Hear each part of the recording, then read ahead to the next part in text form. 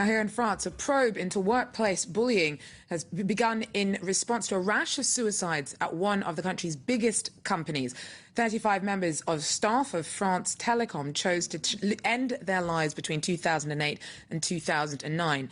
And a report into workplace practices concluded that management undermined the physical and mental health of workers there.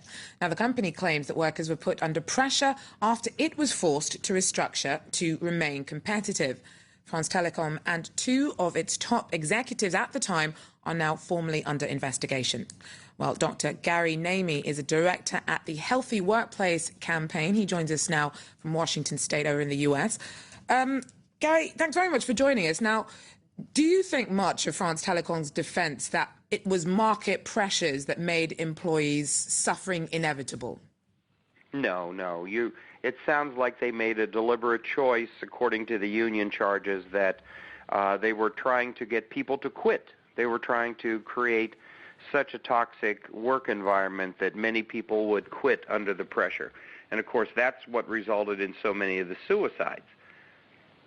Now, your organization's pushing for legislation to target workplace bullying over in the US, but bearing in mind the details of this case, surely for someone to feel such personal despair that they kill themselves, it's the way that managers and staff deal with each other face to face that needs to be tackled.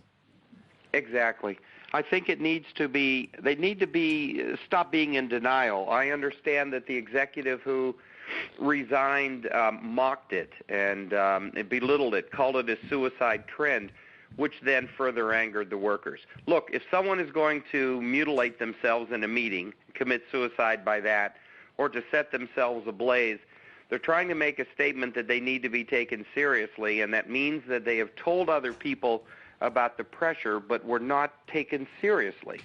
So it's very, very dramatic. It's very incredible that you have, of course, you mentioned we are in the United States are attempting legislation, but for a long time France has had their morale harassment law, the social modernization, and I guess it's under that law that this executive is being charged. For the first time, they're charging an executive, which is remarkable because it's exactly what we have said for a long time, that it is the chief executive who sets the tone for the company, and all the work conditions flow from that. So it's remarkable that he's being held accountable. I don't know if it will stick, but it is novel, and I think it's actually the right way to go. And you don't think that executives themselves can sometimes be under extreme pressure as well? Oh, I agree. In fact, there should be more charges in the trenches among supervisors who did apply the direct torment to people, without a doubt. But there should be some accountability, and this is the first we've heard of it, and France is leading the way to hold the executives accountable for the entire workplace climate, for the entire workforce. It's fairly remarkable. Yes, they're pressured by investors, but that's only because it was privatized.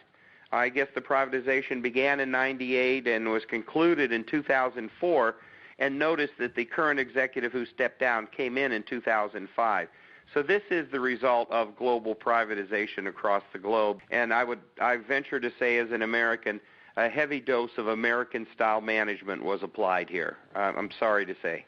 Well, thanks very much, Dr. Gary Namie there speaking to us from Washington State.